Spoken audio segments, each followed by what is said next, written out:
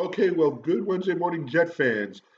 It is 9:26 a.m. It is December 11th, 2019, and we are a little more than 24 hours away for the kickoff of Week 15 in the NFL, and that will be our New York Jets at the Baltimore Ravens. So today's Wednesday edition of this video will be a little different. Usually we do bonus coverage. We'll have some bonus coverage. We'll actually have a preview of the game coming up, and we will go over some NFL news. So it'll be a little different. The Friday video will have the preview of the other NFL games. So this week again, because because the Jets are playing tomorrow night, the week is a little change up in how the videos will be generated. So, first of all, before we go further to Week 15, Week 14 ended, and I think all eyes are on Monday Night Football, where the Philadelphia Eagles needed to win to keep pace with the Dallas Cowboys. But the story around New York was Eli Manning returning to the starting lineup. Um, I mean, he showed some nice passes. He showed some bad passes. He showed some good thinking in the pocket and on the field. He showed some mistakes.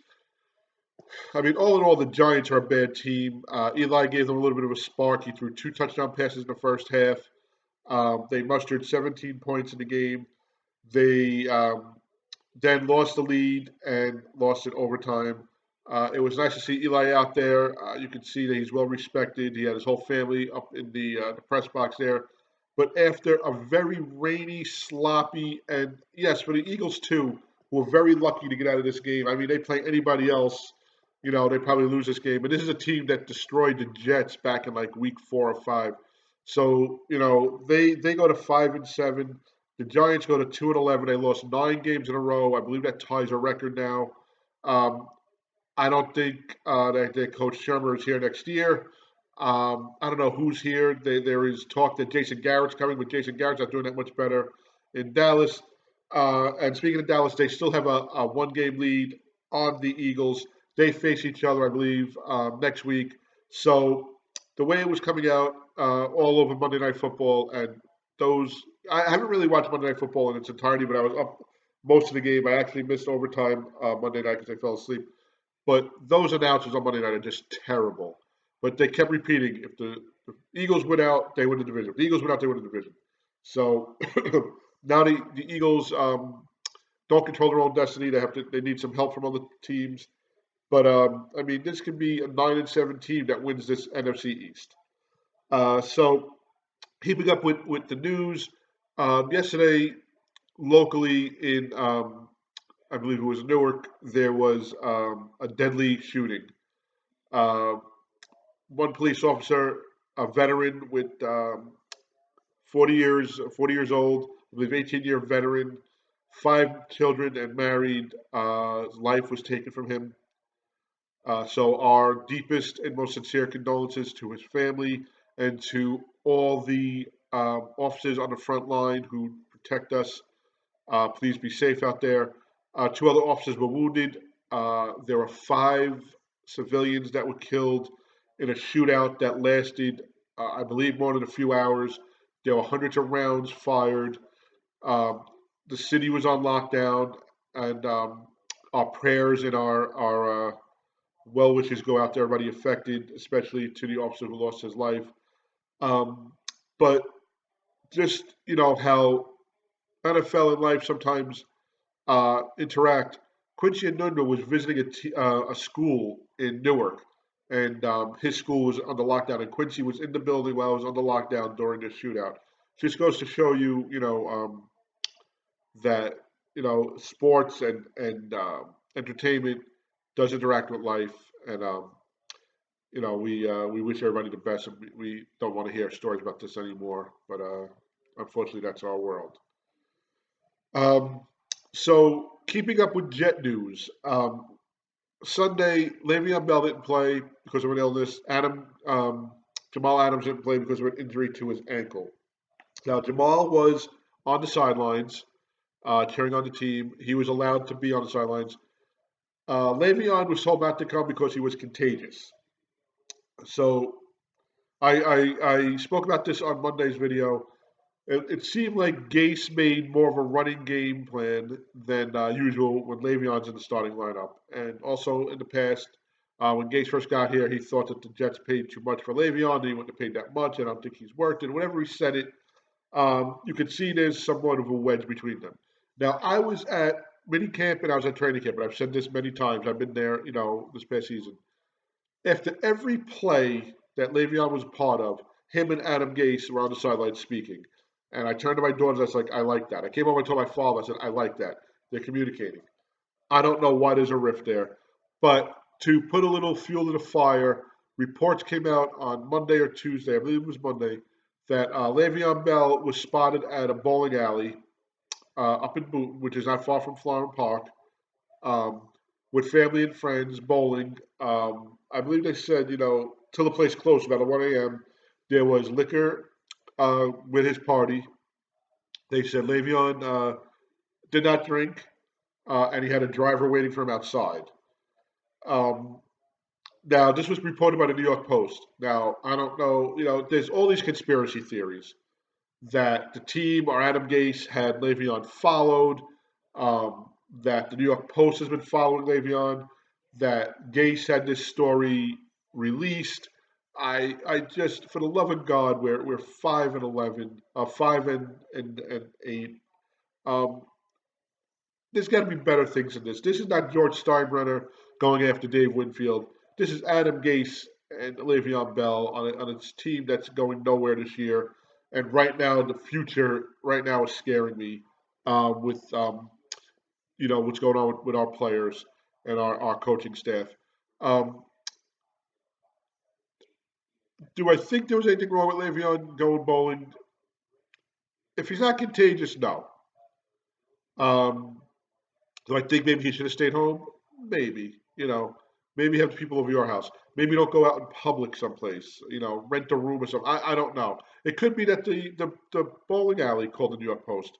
I don't know how it worked, but he didn't get into any trouble. He didn't violate any rules. He did not break any laws. But it's just showing you the culture, what's going on. And then when this came out, Adam Gase said he would not discipline Le'Veon, which I don't know how he could, since he was not part of the team for Saturday and Sunday as part of this week's game. But it was a bad look. Um, Le'Veon came out and said he didn't do anything wrong, which he was correct, and then he bowled a high game, and then he kind of voiced some disappointment in how he's been utilized this year. So you can see now there's some kinks in the armor between the two that are coming public. Beforehand, before this, Adam Gase has never come out publicly after his initial "we paid too much for him" um, statement early on in his tenure here at the Jets. Neither one of them has said anything about each other, and Le'Veon has been an ideal player in the locker room and in front of the media. This could be headed south very quickly, and that'll segue into us stating there have been reports. I believe it was Adam Schefter or Ian Rappaport. I'll be wrong. I'll be lying if I insisted, saying that Le'Veon Bell and Jamal Adams will be uh, shopped around this offseason. Where do you start with that? Is Le'Veon the player that gets us over the hump to where we need to be? Is Jamal um, the player that gets us over the hump and needs us where to be? I don't think they are the biggest keys to victory or to success, but they are a key. They are a piece of the puzzle. Um, I can remember back in '97, the Jets had Adrian Morrell um, as a running back. Adrian Morrell and I forgot who the fullback was. And the following year, Bill Parcells went and got Curtis Martin and paid a lot for him. And Curtis was the key. Um, but you're also talking about Curtis Martin with Keith Byers as your fullback, um, along with Kyle Brady as a tight end. And Kyle Brady was more of a maybe a blocking tight end and a catching tight end. But yeah, Keith Byers, which was a threat his whole career. Then yeah, Keyshawn Johnson, Wayne Chrebet, Dietrich Ward, um, as your 1, 2, and 3 receivers. So Curtis was just that threat, that weapon that put us over that speed bump, over the hump that we didn't have. And Adrian Morrell was a good running back, but Curtis was an excellent running back. Curtis was a Hall of Fame running back. Is Le'Veon a Hall of Fame running back? He was getting there. I don't know if he still is. But you also, you got to remember the line he's playing behind and the offensive schemes he's playing behind. Um, when Testaverde came over, I was not a fan, but he proved me wrong, and I think he proved me wrong because of the weapons we had. Um, with Curtis Martin solidifying the running game, Le'Veon was supposed to solidify that running game this year. He just hasn't. But I don't know if it's because of Adam Gase's um, game plan, or Le'Veon is just rusty, or he just doesn't have that step anymore. Um, Same with Jamal Adams. I've seen a lot of safeties and DBs come in here.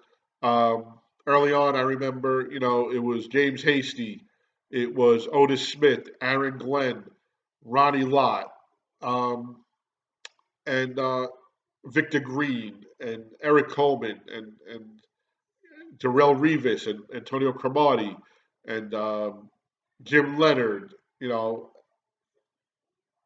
The secondary is your biggest threat, biggest deep threat protection. Defense wins the game up front because you're getting pressure on the quarterback. But sometimes when you can't get pressure, and most of the times we don't, you need your secondary to lock in on those receivers. Um, if I had to part with one of them, I really don't know which way to go.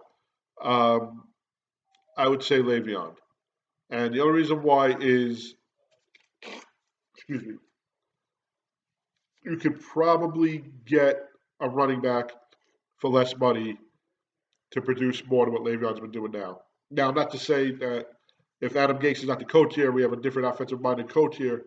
Le'Veon is not the Hall of Fame running back he could be. But right now, he's being underutilized and we're overpaying. Jamal is going to want big money. He is going to want to be probably one of the highest paid defenders in the league. Um, Before we get to that, he has another season with us. I think Joe Douglas has a plan. I can't see you trying to stockpile pick after pick after pick. If you trade Bell and you trade Jamal, you can only, draft so many, and you can only hope somebody pan out. So I think in my head, Le'Veon will be the one to go. I think Jamal, unless he still has a problem with management for that trade deadline issue, I think Jamal will stay here. Um, I'm not sure, and that's something that's going to probably play out after the Super Bowl and after the Pro Bowl and whatnot. So that's Jet news. There's not really NFL news going on right now, except for let's go to our friendly neighbors to the north of us, and that is the New England Patriots, who are being investigated for having a videographer go and videotape the Cincinnati Bengal Cleveland Brown game. Now, you could say if Belichick has a team going there to tape the Bengal play calling, how bad is it? But this is just what they do. Supposedly, it's for a weekly segment they do about the team on That's My Job, and it's about sideline videography to I don't know what it even is for, but he was spotted by a Cincinnati Bengal official. It was reported. I believe the league has the tapes, and there could be some severe disciplinary action coming up. Of course, this is not their first offense um, with breaking the rules. It's not their first offense with videotaping. So we'll see how that pans out. Um, I think this team is on the downward spiral. I don't think Tom Brady is on the Patriots next year. I don't know if he retires. There's been talk of he may possibly start for the Cowboys. I can see Jerry Jones really wooing him, and NFC East. I mean, really, who's going to be his competition next year? That's where we are now. But the Jets take on the Baltimore Ravens tomorrow night. Baltimore is 11-2, and I just want to point this out. The Jets have never won in Baltimore since the Ravens have been back. They are 0-5. Okay, they are. 2-8 all time against them. The two games that they won came one in the old Meadowlands and Giant Stadium, and one in MetLife. Most recent one was 2016. The first win I remember was November 2nd, 97, which was my sister-in-law's birthday. And I can remember going to the game. It was a 97. Parcells was our coach. And if we win, we take over first place. And for most of the game, we held them in check. And then Vinny Testaverde, who was the quarterback of the Baltimore Ravens at that point, threw a last-second touchdown to force overtime.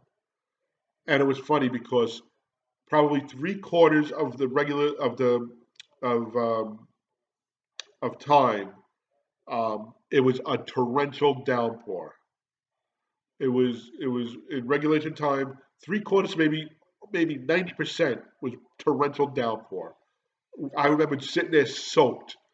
And it was funny because overtime, the Jets got the ball, they started moving it, and the sun broke through. The rain completely stopped. The sun broke through. You had that Indian summer warmth come up, and then John Hall kicked the game-winning field goal. They won 19-16. I remember I met John Hall that day. His family was there. They were so excited. After the game, I have a picture with him that I got to probably find. I mean, you're talking 22 years ago. But I can remember going home that night, and I used to watch all the recaps or whatever. And the radio call was like, for the first time since 1986, the New York Jets are in sole possession of first place. So that is my first time ever watching Jets Ravens. It was live. It was at the stadium. Um, Things have changed since then. The head-to-head, like I said, they are 2-8. They're 0-5 in Baltimore. They're playing in Baltimore. Um, the where'd I go? Sorry about that. The Baltimore Ravens are on a tear. Um, they are ranked first in points per game, 33.1 average. They are ranked second in overall yardage, 408.2 yards a game. They are 26th in passing, um, 207 yards per game. They are first in rushing with 200.9 yards. Um, their quarterback will take off and run with the ball. He could throw the ball. Does a lot of quarterback keepers. Does a lot of you know quarterback reads. It could be a long, long night for the Jet defense. Of course, John Harbaugh has been their coach for many years. He won a Super Bowl with them when he faced his brother Jim, who ironically has been in the news of coming to the Jets, and a lot of people would like him here. Now, I asked my buddy George, who I believe watches this. I hope he watches this, and was a part of me starting this website, and my partner as a Jet fan, along with my father. And he is a big Michigan fan, and he said your first year or two you're gonna love him, but after that it just gets stale. And I can see that in Michigan. I don't know if Jim would want to come here and deal with New York media and deal with Woody Johnson or Christopher Johnson. I don't know his outlook, um, but that is a task on hand this week for the Jets. The Jets are 5-8. They squeaked out a victory over Miami, who's won 3 games all season. Um, Baltimore is one of the favorites to go to the Super Bowl. They have already beaten the Patriots and the 49ers. Um, and like I said, the Patriots are probably, they're definitely not as strong as they were in the past. Their offense is really sputtering. But they went head to head with them. They went head to head with the 49ers and beat the 49ers, I believe, by 7. So they are a team to be reckoned with. Bilal Powell is out now. He is ill. And it was funny because when they spoke to Adam Gase about Le'Veon and about playing this week, he says he has to play this week. There's nobody else. Not really a boost of confidence, but not really a knock either. It's like, he's playing, he's better, but he has to play. Jamal Adams might be out this week. He did not do. They're only doing walkthroughs this week. They're not practicing. They're not doing regular, I guess, pads and whatnot. They're doing a walkthrough because of the short week. I'm guessing because of all the injuries. So Jamal Adams has not participated. Last week he was a game time decision, and that was a call. It was a game time decision as we were driving to the stadium. By the time I parked, he was listed as out on the radio. When we went in to watch warm ups, he was listed as inactive. I don't know what they're going to do today, um, or Thursday, tomorrow night. If he's out there and he can play, that'd be great. If he can make a difference. If not, will he be hindering the defense? I'm sure he'll be on the sidelines like he was last week. But this is something I put on Twitter yesterday, and I only did it about Adams because Le'Veon will be playing this week. But if Jamal Adams doesn't play this week, they have 2 games left. They have at Pitt 11 days from now because it'll be they won't play this Sunday. They'll play the following Sunday. It's the final home game, and then they're at Buffalo. Now at Pitt, or I should say here for Pitt, um, the weather can be fine. It can be cold or whatever. Um, and at Buffalo, I mean, you could get snow, you could get high winds or whatever at any time. But does he risk his ankle? Do the Jets risk the ankle? And if he doesn't play the rest of the year, have we seen the last of him as a New York Jet? Like I said earlier, the lesser of two evils is you get rid of you shop around Le'Veon. I don't think you shop around both of them because your fan base that has already turned on you will turn on you even more. Um, I think Jamal has a lot of upswing, but he also has a lot of maturing to do. And he's a young boy, a young man. I'm not saying that in a bad way. A lot of players have to do that. He will learn the game. He will learn it's a business, and he will learn how to conduct business. But I would like him. I would like both of them on the team if they could be utilized. I would like anybody on this team that can be utilized, honestly. But have we seen the last of Jamal Adams? I had one person write back and say, no, I don't know. It depends on, I believe, how the rest of the season goes, how he's played, how he doesn't play. Can he say he doesn't want to play? Can doctors rule him out? I mean, you got to remember what was going on with the Jets the second quarter of the season with Simile and Trevor Siemian and Luke Falk all having grievances placed against the Jets with injuries. So, Jamal, maybe wants to get out of here. I don't know. He has not stated that. He said he wanted to be here. He also had made claims that Dallas was his hometown. Do I see Jerry Jones slamming on the door to get some of our players? Possibly. Um, so we shall see.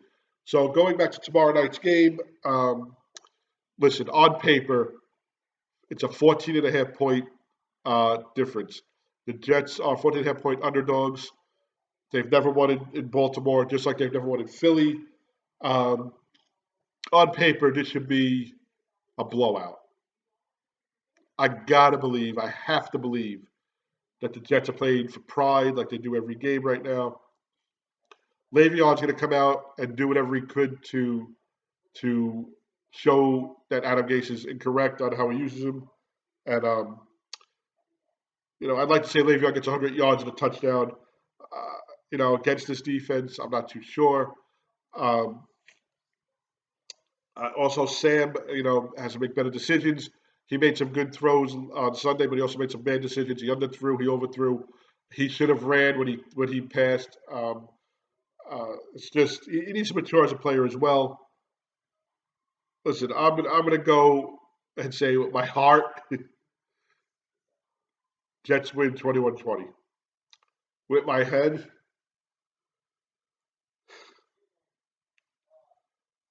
Jets win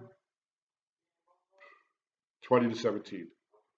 And I know that is a big drop off from the 33 points that they usually get for Baltimore.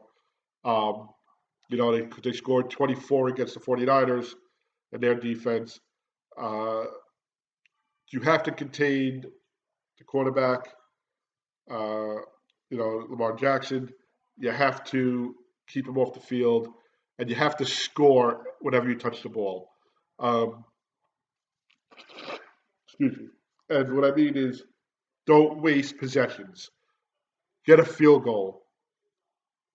get a touchdown. Don't have empty possessions. And if you do have empty possessions, make sure you pin the Ravens deep in their end zone. So that's all for now. I will do a video Friday morning. We'll recap the Ravens Jets Thursday night game, which kicks off Week 15. Um, we'll see how this is the first time since the Patriot game that the Jets. And that game, of course, was the Monday night game, 33-0, with the ghosts and all the four picks and a lost fumble and whatever you want to call that the Jets are playing somebody with a winning record. That's nearly that's way above 500, and these are Super Bowl contenders. The next three teams that they play, Ravens, Steelers, Buffalo, all have playoff aspirations in front of them. The Steelers need a little help. They are in the wild card mix right now. Buffalo is leading that wild card mix, and unless they really drop off, they should have one of the wild card seeds. The Ravens already have clinched. They can clinch the number one seed overall. So these next 3 weeks are a huge test for this team, and we shall see what they do. Of course, always check us out at www.nyjetstories.com. That's www.nyjetstories.com. On Twitter, at NYJetStories is our Twitter handle, and at Facebook, NYJetStories is our Facebook page. We, of course, are on the YouTube channel, Alex Pozzielli, NYJetStories. And I'm going to go back years ago, 2005. Herm Edwards was our coach. Brooks Bollinger was our quarterback. And in the preseason, my buddy and I did a VIP package to go see Ravens Jets in Baltimore. It's the first time I've ever been to Baltimore. And part of the package was you got VIP training camp passes. And this is before it was more common to do, like where you could buy, not buy, but use your points and whatnot.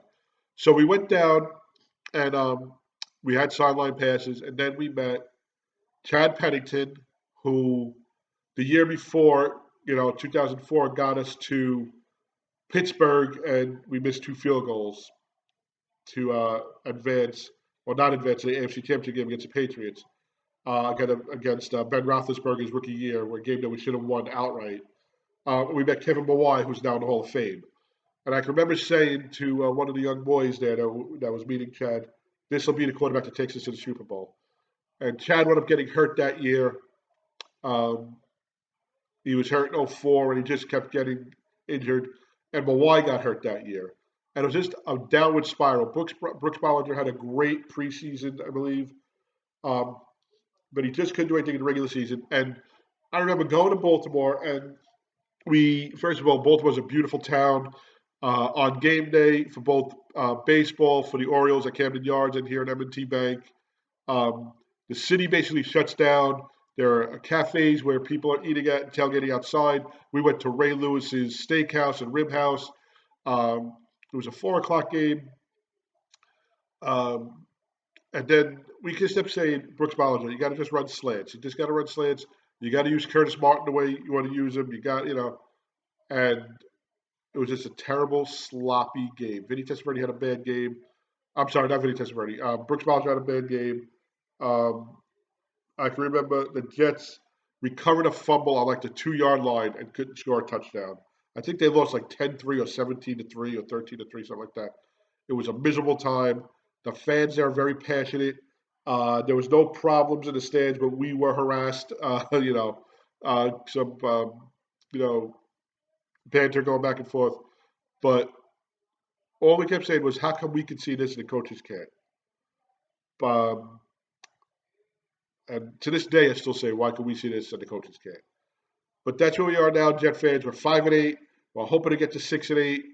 The best we can do is 8-8. Again, it's not a winning season. It'll be a 500 or less percentage season. But you want to see progress, and I just want to see what this team does in the future. Because, the window is closing on a lot of the players. You have a young core with Robbie Anderson who is really turning it up this year. You don't know if Le'Veon's going to be here. You need a true center. You need some guards. Um, Chris Herndon, yes, but he's been injured and he had his problem with the the, um, the domestic assault and the drunk driving this year. Um, you have Montgomery who could play on defense. You have some nice young players, but you don't have anything that is going to solidify this yet. We need players to solidify this. So have a great day, and I'll see you in 48 hours, and we'll discuss how the Jets did. We'll discuss what the Jets didn't do, and we'll discuss the preview of the NFL week. Thank you.